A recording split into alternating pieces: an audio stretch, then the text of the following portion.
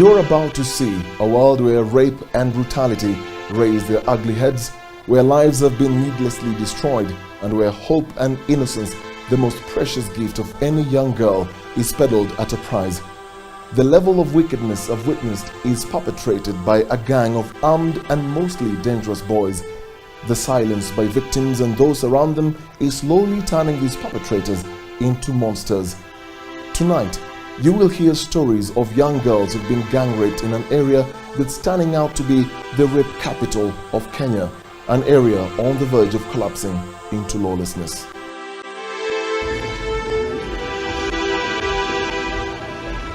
Less than 5 kilometers from Nairobi's central business district is a 36-year-old suburb with smoldering mountains of rubbish that has become a signature feature, making Dandora one of Africa's largest dumping and scavenging grounds as thousands of slum dwellers try to eke out a living, even the animals. However, young girls in Dandora find themselves at the very bottom of this human pile as gang rape has become so normal. There is no telling where and when the perpetrators of this vicious crime will strike next. My investigation led me to one of the most dangerous places in Dandora, where young girls are dragged and raped by gangs whom I later found out are called Jeshi, or army in English. And when a girl is brought here, she becomes Mbogea Jeshi, food for the army.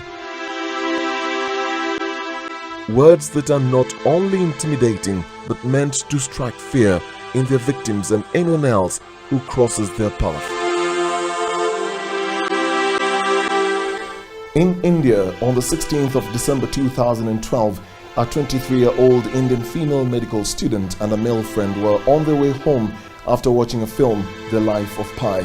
They boarded a bus which had 7 men, including the driver, who later dragged the woman to the rear of the bus, beating her with a rod and raping her, while the bus driver continued to drive. She died 13 days later while undergoing treatment in a Singapore hospital. The shocking, tragic gang rape sparked a wave of condemnation. International outrage followed, which triggered rallies and protests challenging sexual violence against women. In case you are wondering where I'm going with this, please keep me company. More than 5,000 kilometers away from India, a similar incident happened to a 13-year-old girl here in Kenya. She was beaten and dragged out of a matatu in Dandora Phase 3. I spent weeks in Dandora trying to piece together an incident that shocked those privy to the story of this young girl who was gang raped in December 2012 by young boys aged between 14 and 16. Her attackers pounced on her in a matatu while she was going home. She was beaten and dragged out screaming for dear life, and no one came to her aid, not even those inside the matatu. Wakamtupa kwa barabara, bako chini kwa nyumba nyingine hapo, hata kwa watu. Ukija mmoja akaingia. Kuingia akaenda hapo kitanda. Pale hapo kitanda, na mashusu ngana misto. Nisa kaza kunigonga akanitoa nguo mpaka kazima mpaka stima. Mpaka mlango akaifunga na hiyo kiti. Saa wengine wakaingia saa wote. Saa wote wanakasa kulala na mimi. Clasping her hands against the chair in a defensive posture, she recalled the events of that day and choked and cried continuously. There were moments when she couldn't remember the details. Her discomfort was obvious. Gladys, which is not her real name, struggled to come up with even a rough estimate of how many boys raped her. A figure of 9 boys is what she gave me, but the ordeal left a permanent mark and even affected her speech. She now stammers, and I decided to leave the room, and a female colleague who rescued her conducted the rest of the interview, with my cameraman Dominic, the only man in the room. Kuna siku mbili mama hata kwa haja palilika. Sasa beshte yangu wa fortress. Nasa kuja akanitafuta mpaka akanipata. Akanimbeleka baka home. Na mangu akaanza kunichapa, kunajua nini. Gladys was gang raped for 2 days in one of these houses in Shasha, short for Shashamane in Dandora. So dangerous that we had to go with police escort fully armed.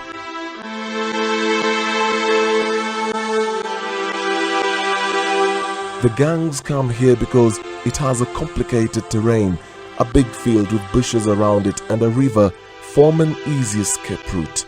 Wenye kushikana si watu wa mtaa huu. Ni wale vijana uzurura huku mtaani kunyang'anya watu.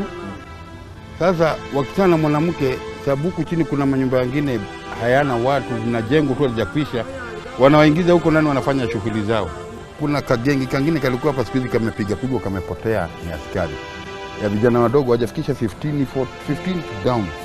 Walikuwa wakienda grupu kama watu 20. Wanajiita ati bumburusha. Sasa kutana na wewe lazima utawape, sababu ni wengi. Kuna na mawe, kuna na kisu, kuna na chupa. Sasa unaona lazima tabidi wewe uwape kile wanataka. Sioni vile anatumia protection, sababu hiki kitu ni haraka. Ni ile kitu ya kuangukia putupu.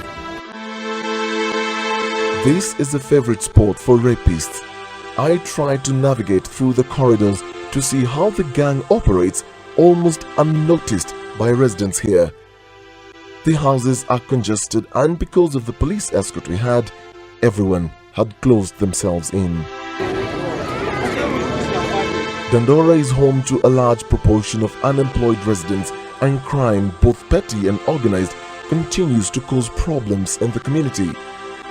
It's hard to believe that during the day, everything around here looks normal. A lunch hour church service is going on here, and next to it is a school, and it's business as usual. But under the cover of darkness, this is a notorious rape hotspot where young girls are dragged and raped by multiple men. So dangerous that the gangs have a name for it: Motherfucker Bays. Just before the elections, Gertrude was in the company of friends at a political campaign rally in Dandora Phase 5. It was 6 p.m. and as everyone was leaving, she found herself sandwiched by 10 young boys. What is shocking in the story you're just about to watch is how 10 boys aged between 16 and 17 boldly dragged Gertrude from a political rally, screaming and shouting, and just like the case of Gladys, no one came to help her. 5 girls were gang raped that day. She was just one of them. Vile nilipotoka Moroto nikapelekwa kwa nyumba nyingine hapo, nyumba mabati, iko na wooden seats na nini na kitanda na meza peke yake. Alafu nikakaa kidogo, rafiki yangu akaingia. Akaletwa pia mpaliniko. Akaletwa kako na manini. Ameumizwa kwa uso, ana bleed. Ulipigwa? Mimi nilipigwa. Lakini nilipigwa huku, nikapigwa huku kwa macho. Hizi alama ni za kupigwa? Kitambo ilikuwa hii hapa. Ndiye alikupiga hapa? Hapa. Hapa? Alikupiga na nini? Alikuwa mbapanga akanipiga naye. Alikupiga na panga? Alafu wakanirape. Walishamaliza kunirape, nikamwambia asubuhi nataka kwenda kuona Magi. Mimi nilikuwa naambia mimi nataka kulala, mwache kunisumbua. Wakacha kunisumbua, nikamwambia nikamwambia acha nataka kwenda kujisaidia. Wakasema hata kutaka kujenda kujisaidia, hata kutaka utoroke juko mbele utapata na wengine. Na ulisikia kama washairi de mwingine yote ama rafiki yako mwingine yote? Tulikuwa tumeambiwa hiyo ni mazoea, hiyo ni kitu wamezoea. Wamezoea kurepe na wanajulikana hivyo. Haya tulikuwa tunasikia story nyingine alirepe mtu mwingine hapo. Alafu vile mama alienda kuripoti akadunga mama kisu akakufa. Gang rape has become normal that I found girls have even given it a name, kuchotwa, which means gang rape. In my investigation, I found out that Gladys' gang rape was a setup, and the person involved was also responsible for setting up Gertrude. This is the picture of the girl who set them up to the gangs. Hard to believe it's a 13-year-old girl who has been gang raped so many times by different gangs in Dandora that she is now friends with them and now works for them.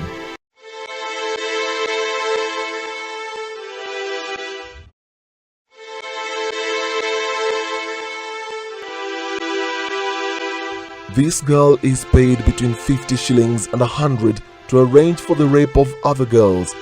And this is where it all begins. Outside this establishment, everything looks normal. We parked outside on one Sunday afternoon to monitor the happenings here. This is one of the many discotheques in town, where every Sunday afternoon, young boys and girls, all under 18 years, come in their droves from different parts of Nairobi, especially Eastlands, to have a good time. From 2 p.m. to 8 or 9 p.m, it's called the jam session, and it's only 100 shillings entrance. These young ones will indulge in drinking and dancing the whole afternoon, and what goes on behind the tight security at the gates cannot be aired on national television. I spoke to a few of them off the record and found out that their parents are either not aware where they spend Sunday afternoons, are aware but they ignore it, or they just don't care. It's 9 p.m. and the jam session is over. This is always the trickiest part for most of these girls, as the gang of boys prey on young girls left exposed to danger under the cover of darkness. They are either surrounded, dragged through the streets to a matatu, or have someone set them up in a matatu full of young boys. This girl who frequents the jam sessions stopped after witnessing an incident that changed her life. Siku moja tulikuwa tunaenda huko jam, nilikuwa mimi na besi yangu. Sasa venye tulienda huko, tukafika tu huko vizuri, tukaenjoy, tukafika juu tulifika huko 6. Sasa tukatoka huko masaa 2 huko. Tukakuja, sasa kurudi huku juu tunastay huku Kayole. Kurudi huku tukapanda gari, tukafika tukashuka hapa hivi Nyando. Kushuka hapa hivi Nyando tukaipita hivi.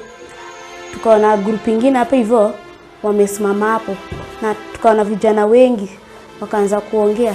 Mimi nikasema hapa hivi ngako kudenja. Na best yangu akasema yeye amezoea, hakuna kitu yenyewe watu wanatufanya je wanaona hapo hivyo kila siku. Nikasema the way tulikuwa tumedress iko vizuri sana. Nikasema tukifika hapa hivi vijana mibisa zingine wanaweza tushika. Yeye akasema yeye anaenda, yeye ogopi. Mimi nikabaki nyuma, nikasema wewe endanga, bibi mtu mmoja kitu kimfanyikia, mimi naweza explain niseme ilikuwa hivi. Akaenda kufika na huko mbele, vijana walikuwa kama 10. Saa juu mimi nikaogopa, tukasema hata si wenyewe tulikuwa na nguvu sana, nikaanza kuogopa, tukaenda kujificha nyuma ya chachi nyingine hapo hivyo. Naye akaenda. Kuenda sasa ndio nikaona vijana nikawa wanafanya kazi nyingine, niliona nikawa na mrape. Hiyo ndio kitu niliona. Sasa nikaanza kuogopa juu kila mtu nilikuwa naona kama mtu anamkaa anafunga belt. Sasa nikasema kaka tu kidogo, nikaenda nikaangalia rafiki yangu, nikapata rafiki yangu amelala na aongei. Pia mimi nikaanza kupiga kelele, na juu alikuwa na lose blood mingi. Nilipiga kelele, wao wengine wakakuja, juu wengine pia wakaanza kupiga kelele kunisaidia ili asaidiwe. Kufika hapo hivi kupata kama shakufa, ningeweza kusaidiwa. Alikufa tu hapo. The girl who died after being gang raped by 10 boys was only 14 years old.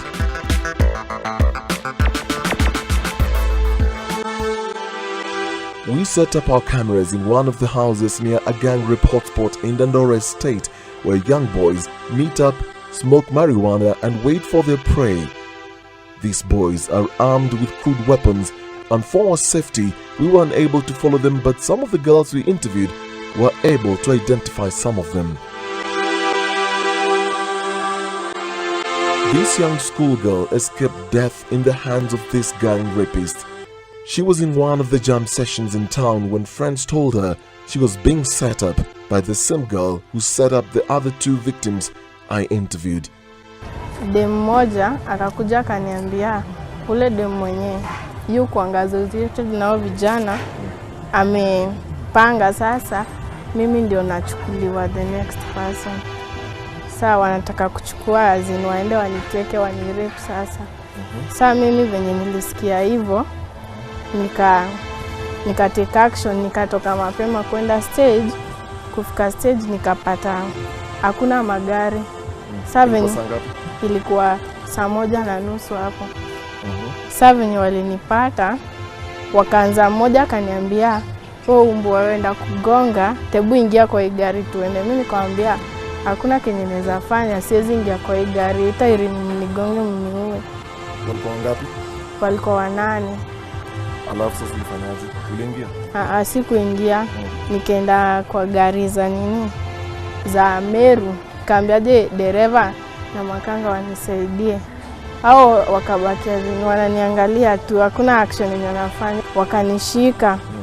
Wakanishika mkono, akaniambia shuka tuende. Nikamwambia hapana, siwezi shuka. Mimi nigongeni mniue. So akanivuruta.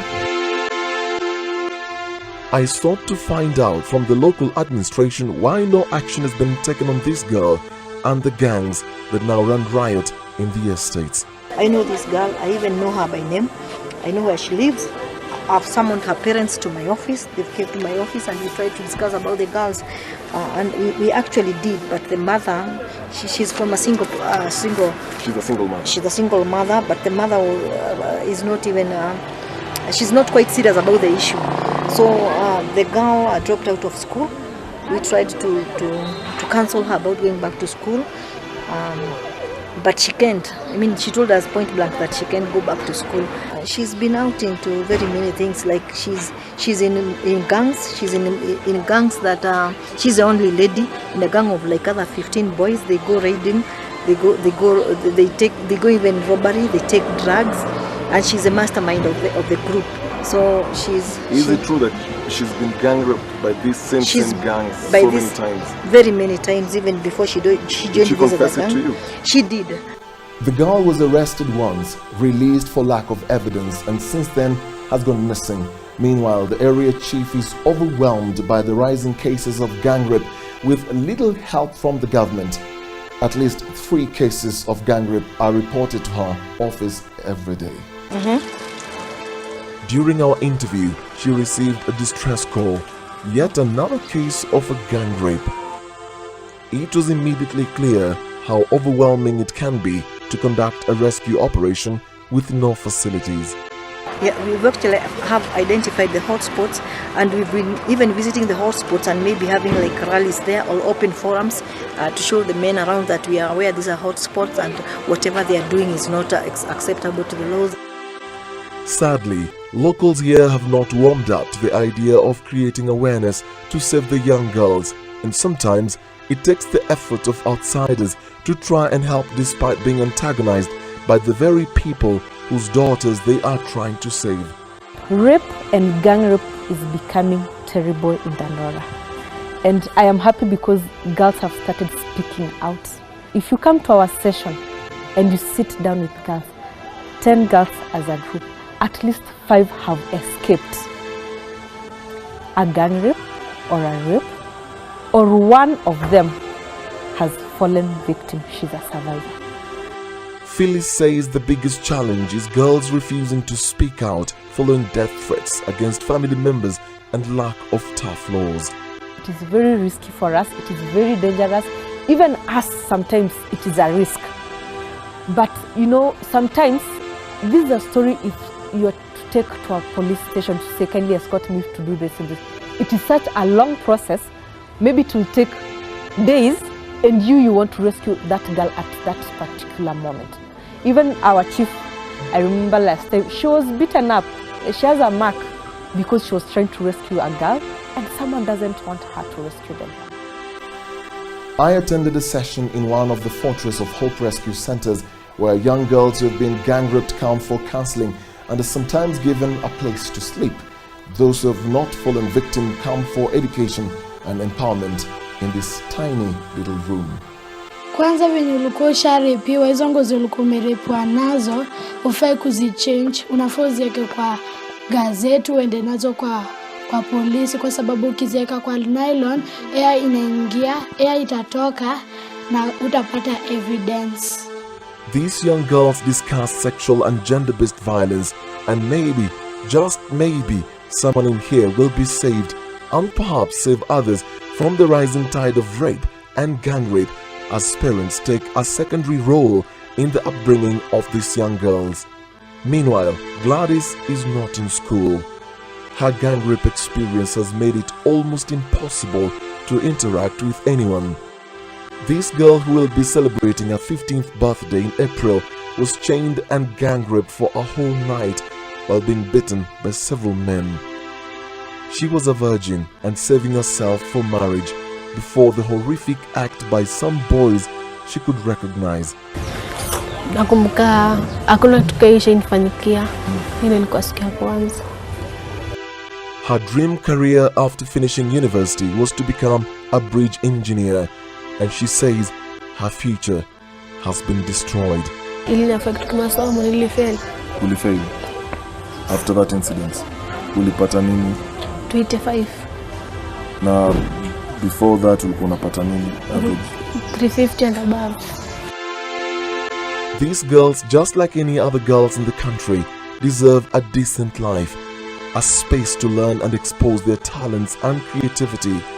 Yet here in Dandora, they are always on the lookout because no one knows who will be the next victim, as a generation here is slowly being wiped out by hurt and pain.